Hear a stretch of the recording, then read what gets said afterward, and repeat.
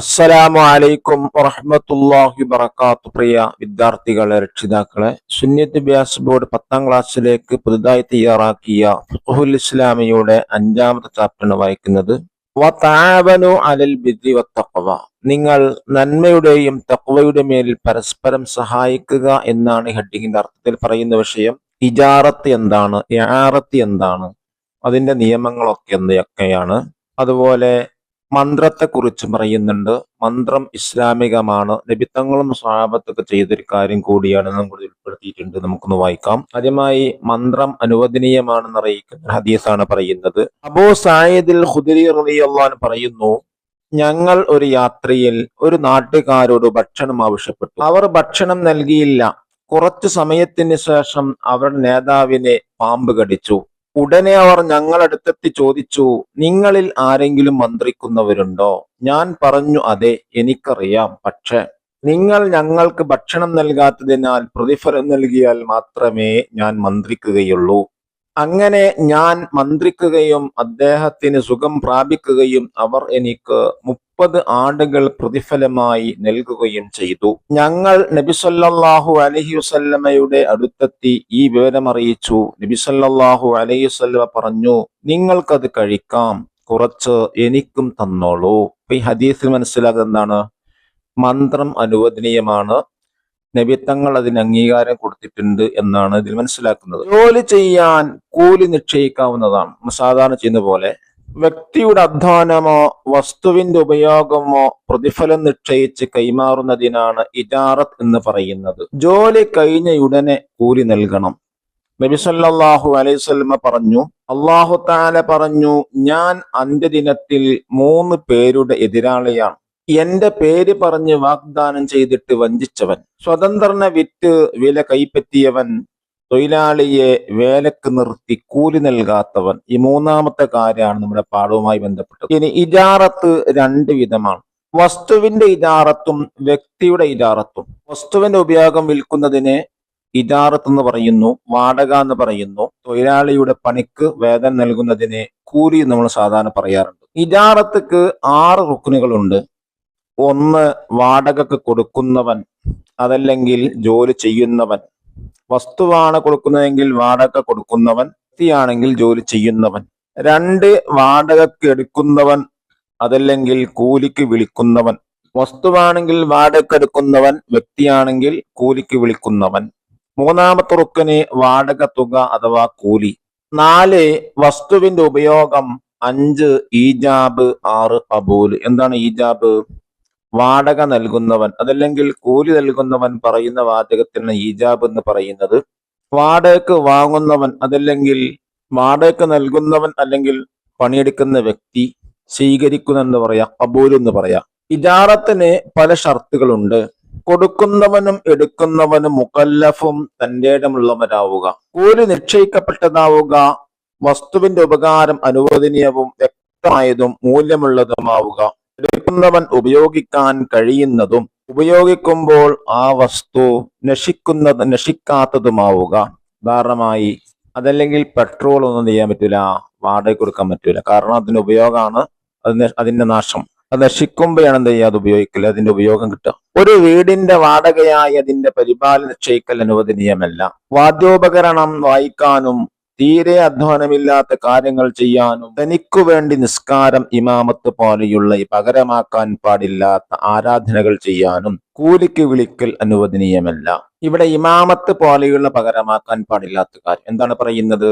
ഇമാമ നിൽക്കുക എന്നുള്ളത് കൂലിയുള്ള കാര്യമാണ്. പരലോകത്തുള്ള പ്രതിഫലം ലഭിക്കാൻ വേണ്ടി മറ്റൊരാൾ ഇമാമ് കൂലി കൊടുത്തിട്ട് ഇമാമനെ നിർത്താം, അത് പറ്റൂല, അതൊരു ആരാധനയാണ്. വാടകക്ക് കൊടുക്കുന്നവനാണ് അതിന്റെ കേടുപാടുകൾ തീർക്കുക പോലുള്ള പരിപാലനം നടത്തേണ്ടത്. മുറ്റം വൃത്തിയാക്കുക പോലുള്ള ജോലികൾ വാടകക്കെടുക്കുന്നവന്റെ ഉത്തരവാദിത്തമാണ്. ഒരു കട സംരക്ഷിക്കാൻ നിയോഗിക്കപ്പെട്ട തൊഴിലാളി അവിടെ നിന്ന് മോഷണം പോയ വസ്തുക്കൾക്ക് ഉത്തരവാദിയല്ല.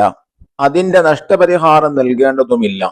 തന്റെ അശ്രദ്ധ കൊണ്ടോ വീഴ്ച കൊണ്ടോ ആണെങ്കിൽ അവൻ ഉത്തരവാദിയാകും. വാടകക്ക് വാങ്ങിയ വസ്തു നശിക്കുകയോ കേടുവരികയോ ചെയ്താൽ അതുവരെയുള്ള കൂലി കണക്കാക്കി നൽകണം. അറിവ് പഠിപ്പിക്കാനും മരണപ്പെട്ടവർക്ക് വേണ്ടി ഖുർആൻ ഓതാനും മന്ത്രിക്കാനും കൂലിക്ക് വിളിക്കാവുന്നതാണ്. വാടകക്കെടുത്ത വസ്തുവോ സ്ഥലമോ മറ്റൊരാൾക്ക് മേൽ വാടകയ്ക്ക് കൊടുക്കാം. അവൻ എടുത്ത വാടക തുക തുല്യമോ കൂടുതലോ കുറവോ ആകുന്നതിൽ വിരോധമില്ല. വാടകക്ക് സക്കാത്തില്ല എന്നാൽ മേൽ വാടകക്ക് സക്കാത്ത് നൽകാം. എന്താണ് മേൽ വാടക? നേരത്തെ പറഞ്ഞു, വാടക എടുത്ത വസ്തു ഒരാൾക്ക് എന്ത് ചെയ്യുക, വാടക കൊടുക്കുക. അതിനാണ് പറയുന്നത് മേൽ വാടക എന്ന് പറയുന്നത്. തേയ്മാനം വരാത്ത രീതിയിൽ ഹലാലായ ഉപയോഗം അനുവദിക്കുന്ന ഇടപാടാണ് വായ്പ അഥവാ ഇആറത്ത്. കൂലി നിശ്ചയിക്കുന്നില്ല എന്നതാണ് ഇജാറത്തും ഇആറത്തും തമ്മിലുള്ള വ്യത്യാസം. അയൽക്കാര് പരസ്പരം വായ്പ വാങ്ങുന്ന മഴു, വിളക്ക്, കത്തി, പാത്രം മുതലായ ചെറിയ വസ്തുക്കൾ വിൽക്കുന്നവരെ അല്ലാഹു തആല സൂറത്തുൽ മാഊനിൽ വിമർശിച്ചിട്ടുണ്ട്. ഇത് സൂറത്തുൽ മാഊൻ റായിത്ത സൂറത്ത്. വായ്പക്ക് 4 റുക്കുനുകളുണ്ട്.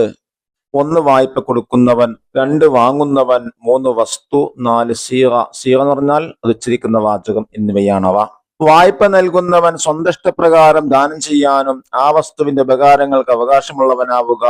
കൊടുക്കുന്നവനും വാങ്ങുന്നവനും പ്രായപൂർത്തിയും ബുദ്ധിയും തന്റെ ഇടമുള്ളവരുമാവുക. ഉപയോഗത്തോടെ നശിക്കുന്ന മെഴുകുതിരി പോലെ വസ്തു ഇല്ലാതിരിക്കുക.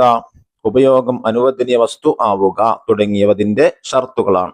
കൊടുത്തവന് അനുമതിയില്ലാതെ വായ്പ വാങ്ങിയ വസ്തു മറ്റൊരാൾക്ക് വായ്പ കൊടുക്കാൻ പാടില്ല. വാങ്ങിയവർക്ക് അനുവദനീയമായ രീതിയിൽ വസ്തു ഉപയോഗിക്കാം. ഇവന് വേണ്ടി ഉപയോഗിക്കാൻ മറ്റൊരാളെ അനുവദിക്കാം. അനുവദനീയമില്ലാത്ത ഉപയോഗം മൂലം വസ്തു നശിച്ചാൽ വായ്പ വാങ്ങിയവർ അത് നഷ്ടപ്പെട്ട ദിവസത്തെ വില നൽകണം. വായ്പ വാങ്ങിയ പുസ്തകത്തിൽ തെറ്റ് കണ്ടെത്തിയാൽ ഉടമസ്ഥന്റെ അനുമതിയോടെ തിരുത്താം. വഖഫ് പുസ്തകമോ ഖുർആനാണെങ്കിൽ എഴുത്ത് ഗുണ നിലവാരമുള്ള ആളാണെങ്കിൽ തിരുത്തൽ നിർബന്ധമാണ്. വായ്പ വാങ്ങിയ വസ്തുവിന്റെ പരിപാലന ചെലവ് ഉടമസ്ഥനാണ് വഹിക്കേണ്ടത്. തിരികെ നൽകാനുള്ള ചെലവ് വാങ്ങിയവനാണ് വഹിക്കേണ്ടത്. നമുക്ക് ഇതിന് വർക്കൊന്ന് വായിക്കാം. ഒന്നാമത്തെ വർക്ക് എന്താ? നുക്മിൽ, പൂരിപ്പിക്കാം. 1, ഒരു വീടിന്റെ വാടകയായതിന്റെ പരിപാലനം നിശ്ചയിക്കൽ അനുവദനീയമല്ല. 2, വാടകക്ക് സക്കാത്തില്ല എന്നാൽ മേൽ വാടകക്ക് സക്കാത്ത് നൽകണം. 3, വായ്പ വാങ്ങിയ വസ്തു കൊടുക്കുന്നവൻ അനുമതിയില്ലാതെ വായ്പ കൊടുക്കാൻ പാടില്ല.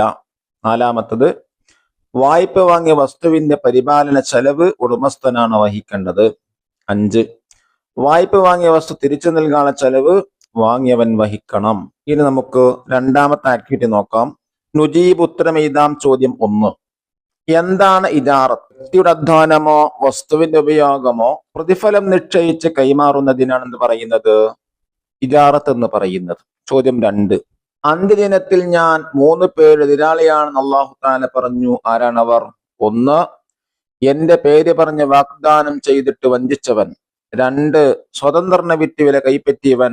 3, തൊഴിലാളിയെ വേലക്ക് നിർത്തി കൂലി നൽകാത്തവൻ. മൂന്നാമത്തെ ചോദ്യം, ഇജാറത്തിന്റെ 6 റുക്കുനുകൾ ഏതെല്ലാം? ഉത്തരം: 1, വാടക കൊടുക്കുന്നവൻ അതല്ലെങ്കിൽ ജോലി ചെയ്യുന്നവൻ. 2, വാടക എടുക്കുന്നവൻ അതല്ലെങ്കിൽ കൂലിക്ക് വിളിക്കുന്നവൻ. 3, വാടക തുക അഥവാ കൂലി. 4, വസ്തുവിന്റെ ഉപയോഗം. 5, ഈജാബ്. 6, കബൂല്. ചോദ്യം 4, ഇജാറത്തിന്റെ ഷർത്തുകൾ ഏതെല്ലാം? കൊടുക്കുന്നവനും എടുക്കുന്നവനും മുക്കല്ലഫും തന്റെ ഇടമുള്ളവരുമാവുക. കൂലി നിശ്ചയിക്കപ്പെട്ടതാവുക. വസ്തുവിന്റെ ഉപകാരം അനുവദനീയവും വ്യക്തമായതും മൂല്യമുള്ളതുമാവുക. എടുക്കുന്നവന് ഉപയോഗിക്കാൻ കഴിയുന്നതും ഉപയോഗിക്കുമ്പോൾ വസ്തു നശിക്കാത്തതുമാവുക. കൂലിക്ക് വിളിക്കൽ അനുവദനീയമല്ലാത്ത കാര്യങ്ങൾ. ഒരു വീടിന്റെ വാടകയായതിന്റെ പരിപാലനം നിശ്ചയിക്കൽ അനുവദനീയമല്ല. വാദ്യോപകരണം വായിക്കാനും തീരെ അധ്വാനമില്ലാത്ത കാര്യങ്ങൾ ചെയ്യാനും തനിക്ക് വേണ്ടി നിസ്കാരം, ഇമാമത്ത് പോലെയുള്ള പകരമാക്കാൻ പാടില്ലാത്ത ആരാധനകൾ ചെയ്യാനും കൂലിക്ക് വിളിക്കൽ അനുവദനീയമല്ല. 6ാമത്തെ ചോദ്യം, കടയിൽ നിന്ന് വല്ലതും മോഷണം പോയാൽ തൊഴിലാളി ഉത്തരവാദിയാകും എപ്പോൾ? ഉത്തരം: തന്റെ അശ്രദ്ധ കൊണ്ടോ വീഴ്ച കൊണ്ടോ ആണെങ്കിൽ ഉത്തരവാദിയാകും. 7ാമത്തെ ചോദ്യം, എന്താണ് ഇആറത്ത് അഥവാ വായ്പ? തേയ്മാനം വരാത്ത രീതിയിൽ ഹലാലായ ഉപയോഗം അനുവദിക്കുന്ന ഇടപാടാണ് വായ്പ അഥവാ ഇആറത്ത്. എന്താണ് ഇജാറത്തും ഇആറത്തും തമ്മിൽ വ്യത്യാസം? കൂലി നിശ്ചയിക്കുന്നില്ല എന്നതാണ് ഇജാറത്തും ഇആറത്തും തമ്മിൽ വ്യത്യാസം.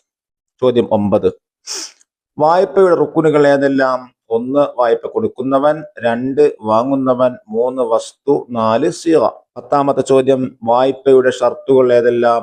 വായ്പ നൽകുന്നവൻ സ്വന്തം ഇഷ്ടപ്രകാരം ദാനം ചെയ്യാനും ആ വസ്തുവിന്റെ ഉപകാരങ്ങൾക്ക് അവകാശമുള്ളവനാവുക. കൊടുക്കുന്നവനും വാങ്ങുന്നവരും പ്രായപൂർത്തിയും ബുദ്ധിയും തന്റെ ഇടമുള്ളവരുമാവുക. ഉപയോഗത്തോടെ നശിക്കുന്ന മെഴുകുതിരി പോലെയുള്ള വസ്തു അല്ലാതിരിക്കുക. ഉപയോഗം അനുവദനീയമായ വസ്തുവായിരിക്കുക. 3ാമത്തെ ആക്ടിവിറ്റി എന്താ? തഖ്സീസ്, അസൈൻമെന്റ് ചെയ്യാണ്. 1, മന്ത്രിക്കൽ വിഷയത്തിൽ കുറിപ്പെഴുതുക. നമുക്ക് നോക്കാം. ഇസ്ലാമിൽ രോഗങ്ങളിൽ നിന്നും പ്രയാസങ്ങളിൽ നിന്നും സംരക്ഷണം തേടുന്നതിനായി ഖുർആൻ വചനങ്ങളും നബി സല്ലല്ലാഹു അലൈഹി വസല്ലമ പഠിപ്പിച്ച പ്രാർത്ഥനകളും ചൊല്ലുന്ന രീതിക്ക് മന്ത്രം എന്ന് പറയുന്നു. അള്ളാഹുവിൽ പൂർണ്ണമായി വിശ്വസിച്ചുകൊണ്ട് ഖുർആനും സുന്നത്തും അനുസരിച്ചുള്ള മന്ത്രം ചെയ്യുന്ന അനുവദനീയമാണ്. സൂറത്തുൽ ഫാത്തിഹ, ആയത്തുൽ കുർസി, സൂറത്തുൽ ഇഖ്ലാസ്, സൂറത്തുൽ ഫലഖ്, സൂറത്തുൻ നാസ് തുടങ്ങിയ ഖുർആൻ ഭാഗങ്ങൾ പാരായണം ചെയ്യുന്നതും നബി സല്ലല്ലാഹു അലൈഹി വസല്ലമ പഠിപ്പിച്ച പ്രാർത്ഥനകൾ നടത്തുന്നതും മന്ത്രത്തിൽപ്പെടുന്നു. മന്ത്രം ചെയ്യുന്ന സമയത്ത് രോഗശാന്തിയും സംരക്ഷണവും നൽകുന്നത് അള്ളാഹു മാത്രമാണെന്ന് വിശ്വസിക്കുന്നു. അതിനാൽ ഖുർആനും സുന്നത്തും അടിസ്ഥാനമാക്കിയുള്ള മന്ത്രം വിശ്വാസിയുടെ ജീവിതത്തിൽ പ്രയോജനകരമായൊരു ആരാധനാ രീതിയാണ്. അള്ളാഹു നമുക്ക് നല്ലത് ചെയ്യാനും അതിനെ ജീവിക്കാൻ അള്ളാഹു നമുക്ക് തൗഫീഖ് നൽകട്ടെ. അസ്സലാമു അലൈക്കും വറഹ്മത്തുള്ളാഹി വബറകാതുഹു.